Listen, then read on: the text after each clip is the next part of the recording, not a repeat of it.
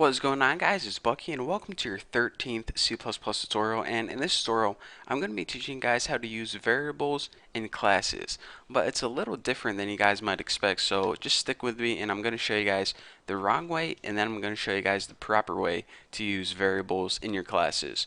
So before we even get started this tutorial, I want to include the string class as one of our files because we're going to be working with strings in this tutorial, and if you can't remember, a string is just basically another word for text. So whenever we are outputting things like hey now, brown cow, this text is just another word for a string. So that's what a string is, to give you guys a quick little background on that. So go ahead and include the string class right under your IO stream, right above your namespace, and now like I said, before I show you guys the proper way to use variables, I want to show you guys the wrong way because this is a common mistake that a lot of beginners do. So you go ahead and you added your access modifier, public, and say you wanted to make a name variable. Well, name is of course a string, so go ahead and make a variable called name and set it equal to the type string. This is good to go. So now we have a variable in our Bucky class called name. So again, if you remember from last tutorial, in order to use the things in that class, you first need to create an object. So in order to create an object, you type the class name and then the name of your object. I'm going to name mine BO, which does not stand for body odor, stands for Bucky's object.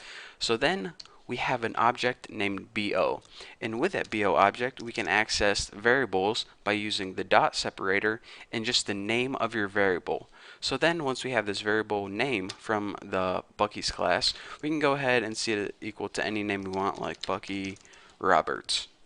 And then this variable right here is equal to Bucky Roberts. So then whenever we try to print it out, bo.name, it just goes ahead and it prints out Bucky Roberts on the screen. So you're saying, alright Bucky, that seemed to work pretty darn good to me. So why did you say that that was not the proper way to do stuff?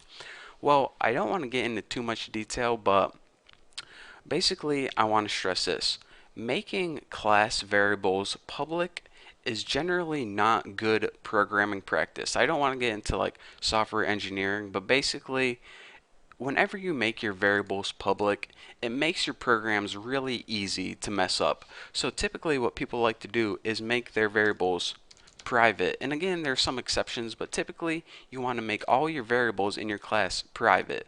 So you're saying, alright, I remember from the last tutorial you told me that whenever I make variables private, I can't access them in main. So whenever you try to run this program right here, we get an error. So you're saying, alright, this is just going to cause me a bunch of headaches. What am I supposed to do? Well, if you remember what I said nothing outside your class can access these variables. So we need to build a public function inside your class to have access to those variables. So that is what we need to do. So let's go ahead and delete all this. And we already made our variable private. So now let's go ahead and make public functions to access them. Because remember, if we make a public function to access that variable, we can use those public functions outside our class in our main. So in order to do that, just go ahead and write public, and now everything you type under here is going to be public. So we want to add two functions. The first one is just going to be, first of all, we're going to want to do two things to this variable name. We want to be able to change it, and that means set it, like set it equal to Bucky, set it equal to Tom, set it equal to Jessica. So we want to be able to set the name. And our second function is just going to get the name. We want to return the value Bucky, we want to return the value Tom, Jessica, whatever. So we have two functions, one to set the variable and one to get the variable. So in order to set the variable, just go ahead and set it equal to void because it's not returning anything, we're just changing the variable. And what people typically do is write set and then your variable name after that. And after this, we're going to go ahead and use the string, and we're going to call X because we're going to be passing in a string such as Bucky Roberts, Jessica Thompson, Tommy, and that variable is going to be equal to the value X. So whenever we set name, we want to change it, all we need to do is set it equal to the variable X, and then it sets it equal to whatever value we passed in. For example, if we say set name Bucky, it's going to treat Bucky as X, and now our name variable is going to be equal Bucky. Simple enough. So that is called our setter method, or excuse me, setter function. A method is actually, if I say method and I actually mean to say function, just remember that I I've been teaching like 80 different computer programming languages, and in some languages they call a method a function and vice versa. So I might get it mixed up, but trust me, a method and a function is just the same thing. So anyways, with that little background, I now want to say this. We already built our setter function, how to change that name variable. Well, now we want to build a function to access it.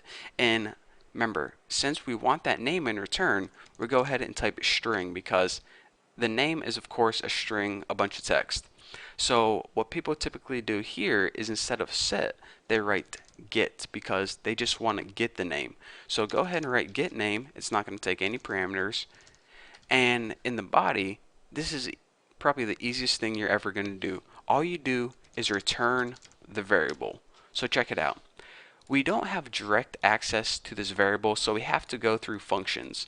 In order to change this variable, we go ahead and we use this function. In order just to get the value of the variable, we go ahead and we use this function.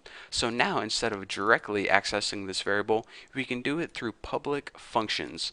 So again, like I said, the only thing that has access to these private variables are other things inside this class. So if we make those functions public, then we can access that variable, kind of like cheating, you know? So in order to do this, again, in order to use those functions, we again need an object. So Bucky's class, make another BO object, and now under this, if I scroll up, we can go ahead and BO, we can use the functions from that class by using the object name and then the dot separator, and then we'll just go ahead and the first thing we want to do is set a value to that. So go ahead and let me just copy this, paste it right here, and we'll set the name equal to something stupid like Sir Bucky Wallace. If you guys know where the name Sir William Wallace comes from, then leave me a comment below. Congratulations. So now this name variable is equal to the name Sir Bucky Wallace. So instead of accessing it directly, you can see that we went through a function that was public to do so. So now what we can do is we can just, print it out or something stupid. So cout, and in order to print it out, we just can't go ahead and write bo.name because we don't have access to that variable. What we need to do is we need to go through the function getName, just like that. And now what this function does is it returns the name. It's basically a way to make a private a public. Simple as that. So now when we go ahead and print it out, building around this, as long as I don't have any errors, and I don't, check it out. Sir Bucky Wallace. So let me talk you through this one more time. What we did is we wanted to access this private name variable. Well, we couldn't access it directly or else it will give us an error. So what we needed to do is we needed to build public functions, one to change the name and one to get the name.